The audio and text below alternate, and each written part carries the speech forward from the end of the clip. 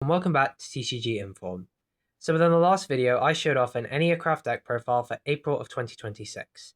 And in this video, it will be the same format as the other Yu-Gi-Oh guides. 3 advantages, 3 disadvantages, a sample combo, and some finishing notes at the end. So without further ado, let's get right in. So, for advantages, all of your low-level enneacrafts are starters, with their pendulum effect specifically saying you may pay 900 life points, reveal 3 enneacraft cards from your deck, and your opponent randomly picks one to add to your hand. Each of the low levels have these effects.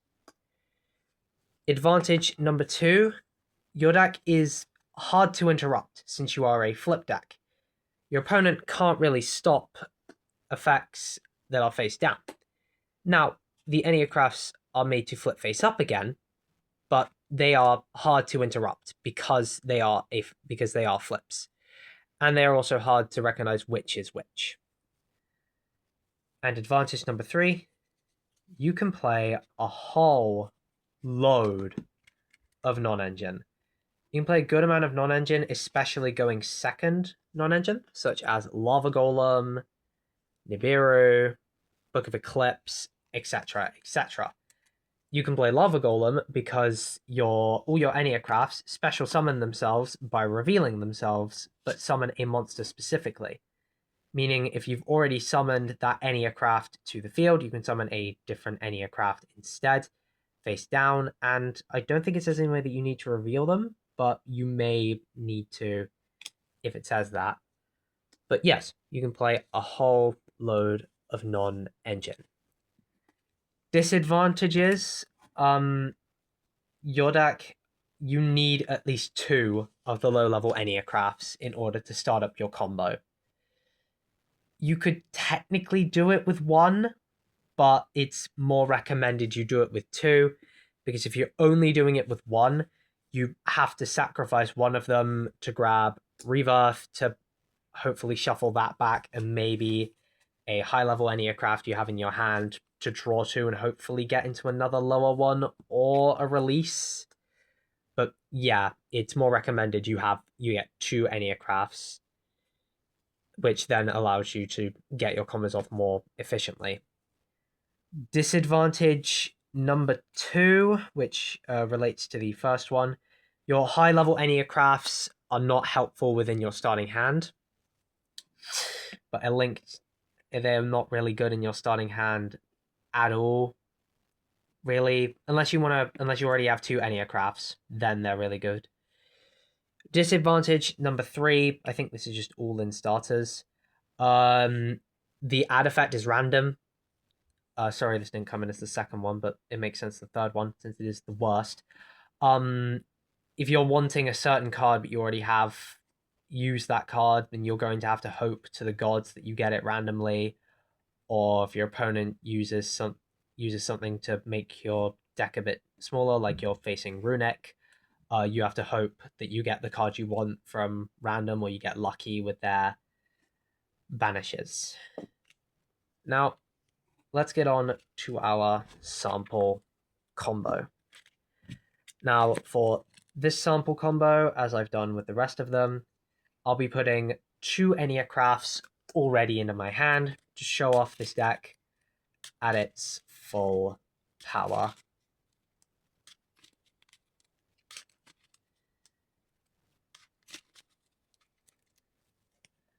So, let's do it. So our other 3 cards are an enneacraft release, a Nibiru the Primal Being, and a enneacraft Asta Pixia. Alright, let's go. So we will start off by scaling our Deftera Enneacraft Alzone IA and our Tromar IA. I will then be activating their effect, Deftera's effect, to pay 900 and reveal 3.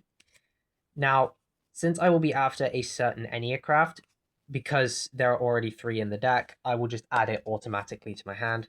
But to show how it would work, if your opponent is sort of a by-the-book opponent, you would just reveal 3 of the same monster, and you automatically get one as random anyways.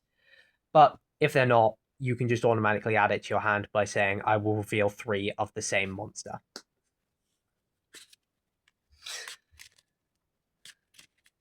Now we'll activate Tromar's effect, which will pay 900 again to reveal 3 from the hand. Just 3 of Enneopolis, and just add Enneopolis. Just a note, you can grab with this add with Deftero any of the other low levels. You just need one other of a different low level, so Onkir or Orgaye within this example. And I will now activate Enneopolis, which states, once per turn, you can target any number of enneacraft monster cards, which can target these ones as they are monster cards, and you will add them to your hand. And its other effect, which is the really important one, during the end phase, remove all enneacraft counters from each enneacraft pendulum monster on the field and deal damage to your opponent equal to the counters removed times 900. We'll now activate Proto Enneacraft Orgaye and use its effect as well, revealing 3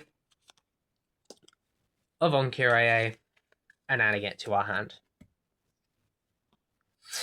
We will scale Onkir and activate its effect, paying 900, which here we will reveal Architail. We will reveal Architail, Isolion, and Rebirth. Now this is a deviation. It depends what you get for the random, but I will show what each of the randoms will do based on which random we get. So let's say we randomly got Architail from the 3. Well, what we would do is we would add the Architail to our hand, and we will activate the Architail's main monster effect to reveal itself and special summon a monster to your side of the field face down, summoning the Architail. Then, since all the other Enneacraft monsters have the same effect, we activate each of them, summoning them face down. Now, this stops you from getting Nibiru'd, as it's summoning them face down, while Nibiru states it must tribute monsters face up. So Asapixia as well set itself. Now, that's the same. So Architail and Isolion, this is the same for both. Both of them, you just set everything and you pass the turn there. But if you get Rebirth, there are 2 things you can do. Either A, you can take a gamble and shuffle back your Tromar and your Deftero and draw 2. Or you can save Rebirth for later. But if you do want to use Rebirth, I would recommend only getting rid of 1 of your low-level Enneacrafts. Sure, you only draw 1 via this effect, but it does get Rebirth in the grave. So if you're willing to lose one of your Enneacrafts to draw 1 and get Enneacraft Rebirth in the grave to use later, then do so. But for here, we will now see what the randomize gives us. We gain Rebirth. Let's be shuffled back. And then we will activate our Rebirth. We will shuffle back Tromar IA from our hand.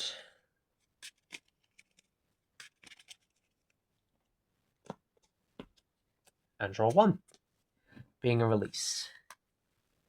Now, Rebirth has some effects in the grave.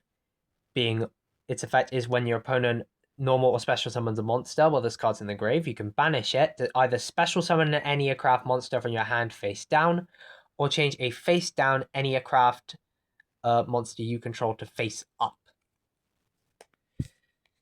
But from here, we will just activate our Deftera Enneacraft and our Enneacraft Astapexia and set them down.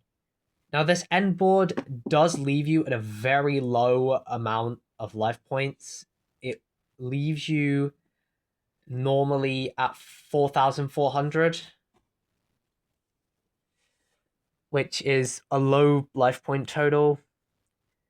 Now, The guide with these is that each of the enneacrafts have a effect with a condition that allows them to flip themselves face up. Their effect is a cost to flip them face up, and then the chain. For example, Deftero's is when your opponent activates a card or effect that includes adding a card from the deck to their hand. You can change this card to face up defense and add a enneacraft card from the deck to the hand. All the low levels are a universal rota for the deck, just adding an enneacraft card, while the high levels have different effects. For this example, Astapixia states, when your opponent activates a card or effect that targets a card you control, you can change this card from face up, face down defense to face up defense, and negate that effect. And while this monster is flipped face up, your opponent cannot target cards in the field or grave with card effects, including theirs. Meaning if they're playing a deck which needs to target cards, they can't do that. And that's helpful for you. Now let's say both of these flipped up, and we would have 2 enneacraft counters on each of these cards. Normally, you'd have a higher count of enneacrafts, but since of our hand, we didn't. And now in end phase, Enneopolis will activate, removing those 4 counters, and will deal 3,600 life point damage, putting your opponent at 44 life points going into your turn, which you will draw, and you can use Enneopolis to add everything up, or you can try swinging the game with what you have, but I would recommend setting up from this position. Now, some finishing notes. This deck is not going to be meta until Blazing Dominion releases with the new archetypal card, which allows you to do a Tachyon Transmigration. As I said in the deck profile video, if you have the ultra rare, use it. But this deck is pretty budget without the ultra rare, and you don't need it if you don't want to use it. And I think it's a fun deck to try out. It's a weird deck that will get some, which may take time to getting used to, but when you do, its gameplay is pretty linear with a few strategies to keep it going. So, with all of that, guys, the next video will be on a different TCG, and I'll see you in the warp.